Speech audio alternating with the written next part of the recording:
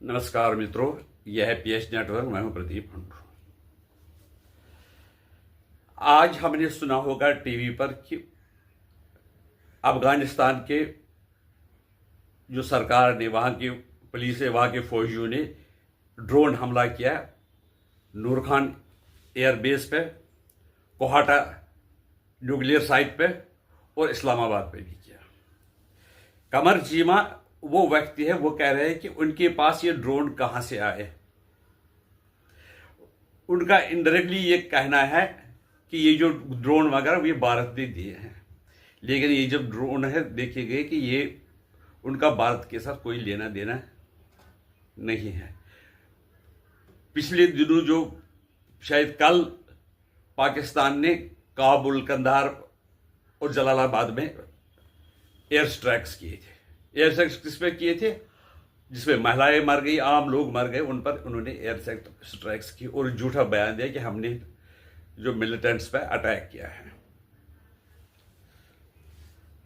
लेकिन उनको ये शायद लग रहा था कि जो अफगानिस्तान की सरकार है वो कुछ नहीं कर पाएंगे, तो हम जैसा चाहेंगे वैसा कर पाएंगे और उनको दबाव में लाएंगे। लेकिन वहां की सरकार ने, अफगानिस्तान की सरकार ने ऐसा जवाब दिया, शायद वो पाकिस्तान के फौजी वगैरह डर गए होंगे और शायद जो मुनीर की आदत है बंकर में छुपने की, वो इस बार भी बंकर में छुप गया होगा। वो जो वहां का प्रधानमंत्री है चार्ली चैपलिन, शायद ये जो नाम है उसका, चार्ली चैपलिन का असली नाम है, आप बता सकते हैं उसका नाम क्या है? शाहबाज शरीफ। अगर थोड़ी सी मूछें ऐसे रखेंगे, टोपी लगाएगा, तो बिल्कुल चार्ली चैपलिन जैसा ही दिखेगा।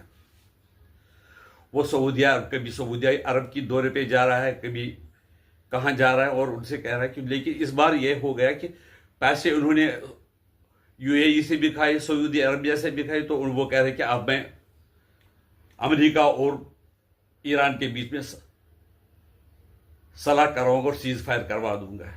अरे तेरा बाप जो झूठ बोल रहा है, झूठ पे झूठ बोल रहा है, यानी कि ट्रंप कि मैं सीज फायर करवाया है, मैंने 8 जंग रुकवाए हैं, उसकी सच्चाई सामने आ रही है, तो वो तुम्हारी बात कौन मानता है? तुम्हारी इज्जत क्या है राजनीतिक हलकों दुनिया में?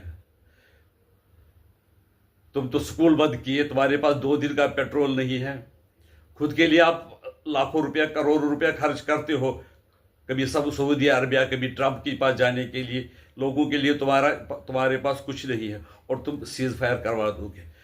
अरे दोगले पाकिस्तानियों, या तो ईरान का समर्थन करो या सऊदी अरबिया का समर्थन करो। ईरान को भी धोखा दे रहे हो, सऊदी अरबिया का धोखा दे रहे हो, और इतना ही अमेरिका को भी बेवकूफ़ समझने की कोशिश करते हो। लेकिन अमेरिका, उनकी पूरी एजेंसीज होती है, वो बेवकूफ़ नहीं होती हैं। अमेरिका ने पेशावर में अपनी एम्बेसी, जो कंसुलेट है, वो परमानेंटली बंद किया है। क्यों? अगर उनको बलूचिस्तान में माल चाहिए था, रेयर अर्थ मटेरियल चाहिए, तो उन्होंने बंद क्यों किया? आप खुद समझते सकते हैं। वहां पर आप ये देखते हो कि ग्वादर के आसपास भी अमेरिकन शिप वगैरह अभी उनकी जो एक्टिविटी है वो बढ़ गई है, और बलोच विद्रोही वगैरह जो भी देखने में आया कि वो जो हथियार इस्तेमाल कर रहे हैं, वो अमेरिकी हथियार इस्तेमाल कर रहे हैं। इसका मतलब है ट्रंप को, जो पाकिस्तान की दोहरी नीति को वो समझ गए। अब वो पाकिस्तान को अपने हाल पे छोड़ना चाहते हैं। ईरान का जंग होने के बाद ही कोई कार्रवाई पाकिस्तान पर होगी। पाकिस्तान और अफगानिस्तान के बारे में आप देख रहे हो कि वेस्टर्न मीडिया में कोई न्यूज़ नहीं आ रहे हैं। हिंदुस्तान को कह रहा है ट्रंप, मैंने जंग रुकवाई हिंदुस्तान की और पाकिस्तान की, क्योंकि पाकिस्तान, उनको लग रहा था कि पाकिस्तान से उसको कुछ फ़ायदा होगा।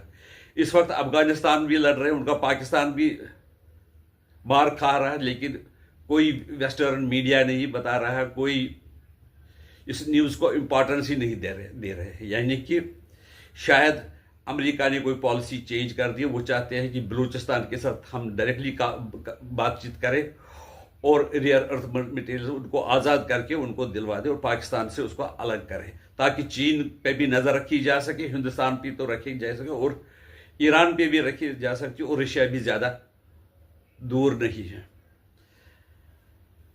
इसलिए